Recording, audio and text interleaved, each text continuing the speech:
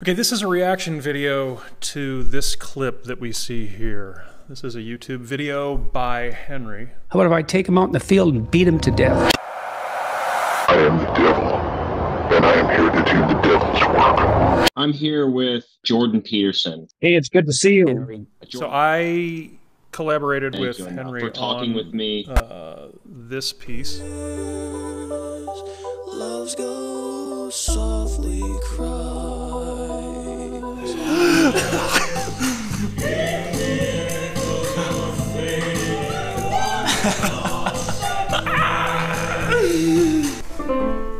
We just need a simple hook. Did you maybe want to come back to the Dillard's parking lot with me? We could hang out in my car. Music video where we constructed a character, Desmond Gloomcaster. No, you're doing a good job. You guys are doing a good job. Can we like hang out?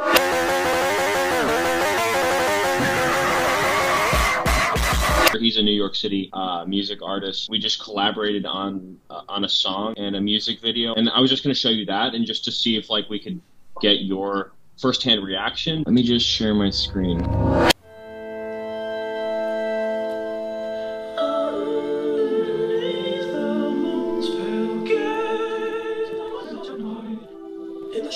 You really want to know what I think? Yeah, man, I'd love to know what you think. I think it's revenge against God for the crime of being. Oh. It was just supposed to be like a video. That's really what I think. Desmond was just being goofy. How about if I take him out in the field and beat him to death? Oh, How do you feel about that? no, don't do that. No, you don't have to do that. Okay. Quiet. Can you be quiet? So I wrote and recorded. Can you stop doing that? Can you fucking stop doing that?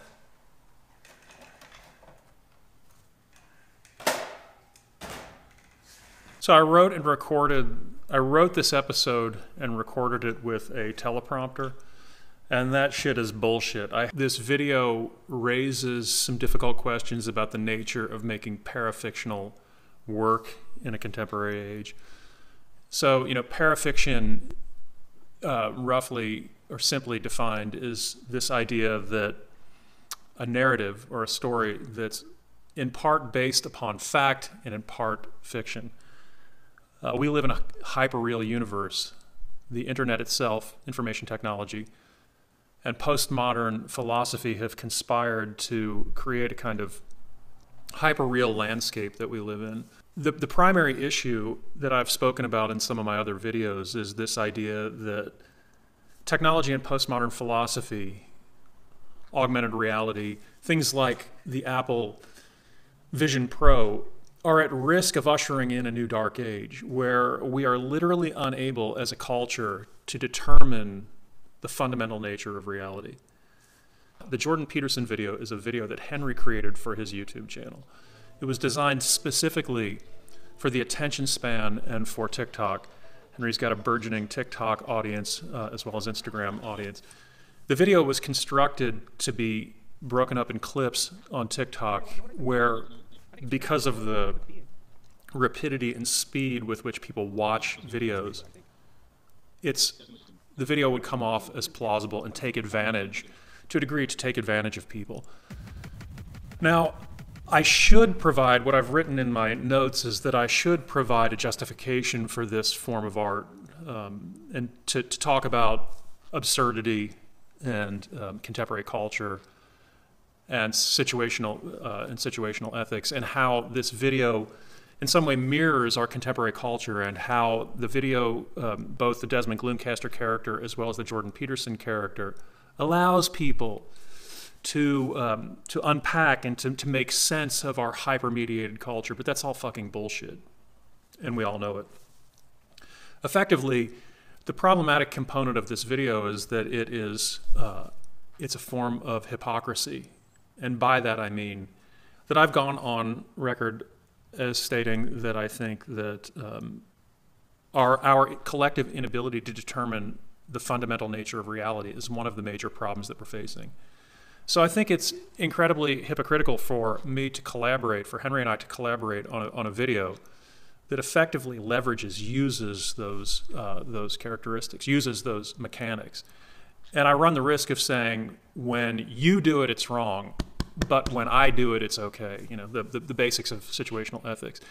And so effectively what I see there are two justifications for, if I'm keeping it real, which is the fundamental point behind this video, there are two justifications for this video. The first of which is that collaboration, making work, and this is the most important point, collaboration, writing songs, making videos, is deeply rewarding work. Collaborating with another artist to make work is deeply rewarding. That's the fundamental reason for making work like this. But secondarily, and more problematically, it's that nearly all works of art are actually tools. You know, this is a really, I think, not a very popular thing to say, but what kind of tool? They are tools to invest the artist with power, personal agency and power. You know, so in other words, when a recording artist writes a song or an artist paints a painting, one large component of that is to bring opportunity, to bring attention, to bring financial resources into the life of that artist. Now, many artists will disagree with this and they'll fight to the death over that idea, but it's just a fact. It's just a fact that Nietzsche's will to power plays out in nearly every single human interaction, but even more so in the construction of works of art. You know, so if our culture is at risk of being plunged headlong into a new dark age, where there's absolutely no recourse to the real, and this is what I've written here, where any trace of material reality that exists independent of the self is inaccessible due to the collective hallucinations of the internet, artificial intelligence, augmented reality, virtual reality, and postmodern philosophy, then why make work like this? Now, I've made it clear that I stand, as I said, firmly against the disastrous witch's brew of technology and postmodern philosophy, and yet here I am, making work that contributes to that attempts to interact with TikTok primarily in a way that capitalizes both on Jordan Peterson's renown as well as is a specific attempt to deceive the audience. Oh, well, the uncomfortable truth of the matter is that it's primarily about the reward of collaboration, but more problematically, it's about the will to power. You could basically say that when people make parafictional work, myself included, that I did it all for the lulz, or in this case, for the clicks.